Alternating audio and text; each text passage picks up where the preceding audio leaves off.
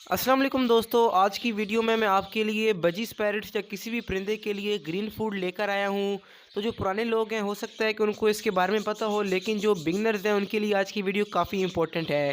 क्योंकि अगर अपने बजीज पैरट्स या किसी बर्ड्स को आप ये वाले ग्रीन फूड इस्तेमाल करवाते हैं तो आपके बर्ड्स की कैल्शियम, मिनरल्स और विटामिन की कमी पूरी हो जाएगी।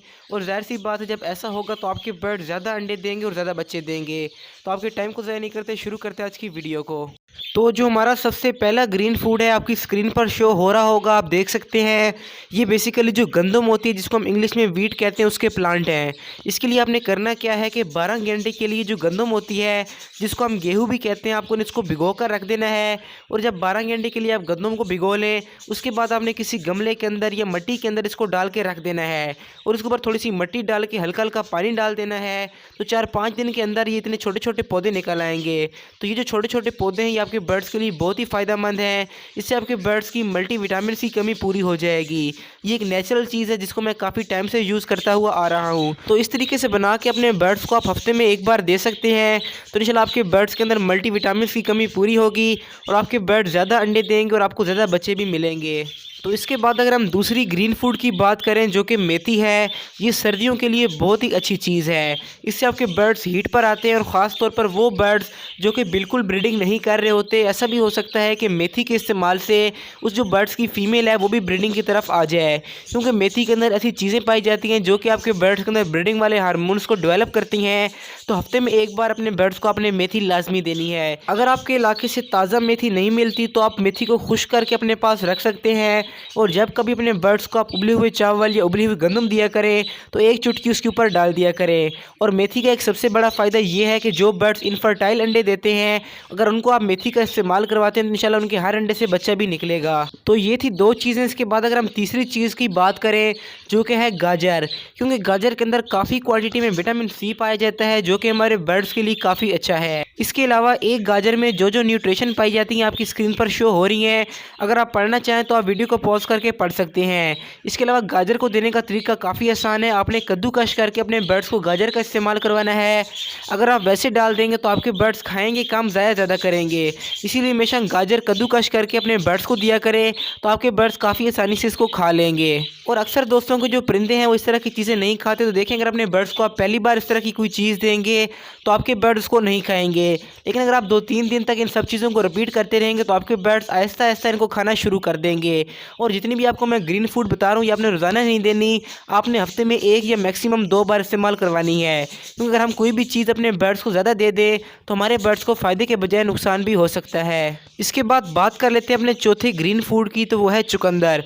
तस्वीर आप देख सकते हैं, आपके इलाके में ये काफ़ी आसानी से हो सकता है मिल जाए। हमारे पास तो ये काफ़ी आम है। अगर अपने बर्ड्स को हम ये इस्तेमाल करवाते हैं तो हमारे बर्ड्स के अंदर कभी भी खून की कमी नहीं होती और हमारे बर्ड्स का जो जिगर होता है वो काफ़ी स्ट्रॉन्ग रहता है, जिसकी वजह से हमारे बर्ड्स के अंदर किसी भी किस्म की कोई भी बीमारी नहीं आती।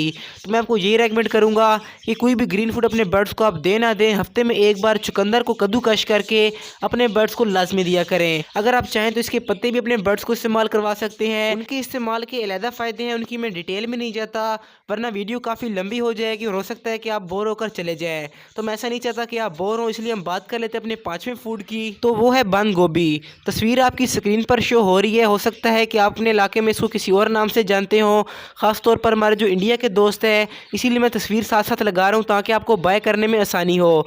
तो इस जो गोभी के पत्ते होते हैं, ये अपने बर्ड्स को आपने दे देने हैं, तो आपके बर्ड्स काफ़ी आसानी से इसको खा लेंगे और बर्ड्स इसको काफ़ी ज़्यादा पसंद करते हैं।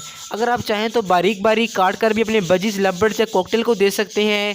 और अगर आपने फिंचेस को देने हैं तो आप इसको बारीक बारीक काट लें। इस तरह से किसी भी परिंदे को आप ये इस्तेमाल करवा सकते हैं। तो इसको भी आपने हफ्ते में एक ही बार इस्तेमाल करवाना है, ज़्यादा इस्तेमाल नहीं करना, वरना आपके बर्ड्स को लूज़ मोशन लग सकते हैं।